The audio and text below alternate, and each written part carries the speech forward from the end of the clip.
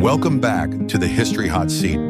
Today we're featuring two of America's most legendary government documents, the Articles of Confederation and the U.S. Constitution.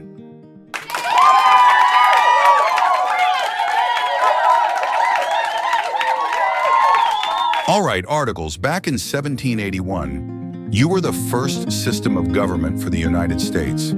It was you against the world. Well, mostly against Britain. Tell us a bit about that time. It was no small task, let me tell you. The 13 colonies were fresh off a long fight for independence, and they needed a way to work together without giving up too much control to any one authority.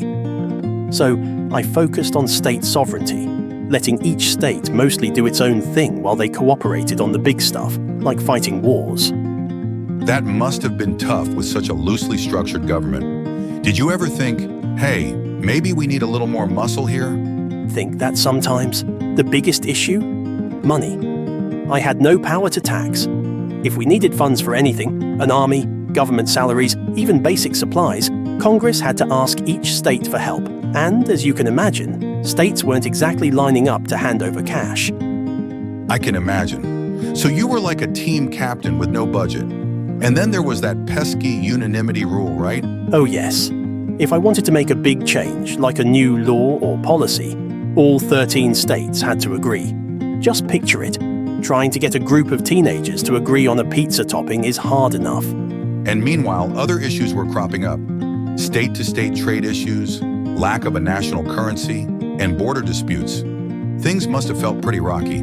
So, fast forward to 1787. The country calls for a big meeting in Philadelphia. Yep. They called it the Constitutional Convention. At first, I thought, oh, maybe they're just planning to fix me up a bit. But then, well, Constitution can tell you what happened next. I'll take it from here. So, the founders realized they needed a stronger system, one that could unite the states under a central government that actually worked. In 1787, I was crafted with 3 branches of government: legislative, executive, and judicial, to spread power out so no one group could take control. This structure meant decisions could be made more efficiently, with checks and balances to keep everyone honest. So, it was like a team upgrade. And you allowed the federal government to raise money through taxes, right? Yes, that was a big deal. With the power to tax, the government could finally fund itself and manage debts from the war. And trade was easier too.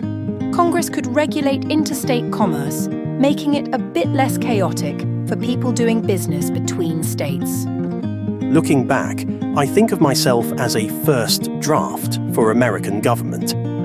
I showed everyone what didn't work, which helped them figure out what was truly needed. I was a big learning experience, and honestly, without me, there might not even be a constitution. That's a great point, Articles. Not every first attempt gets it perfectly right, but it sets the stage. And Constitution, you're still going strong today, with amendments adapting over the years to meet new challenges. That's right. The first 10 amendments, the Bill of Rights, were added right after I was ratified to guarantee individual freedoms, and more have been added over time, keeping us flexible as a nation. So there you have it, folks.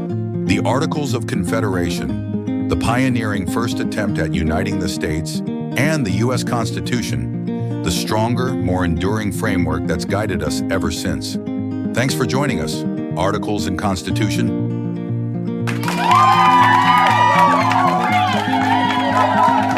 Thanks for having us.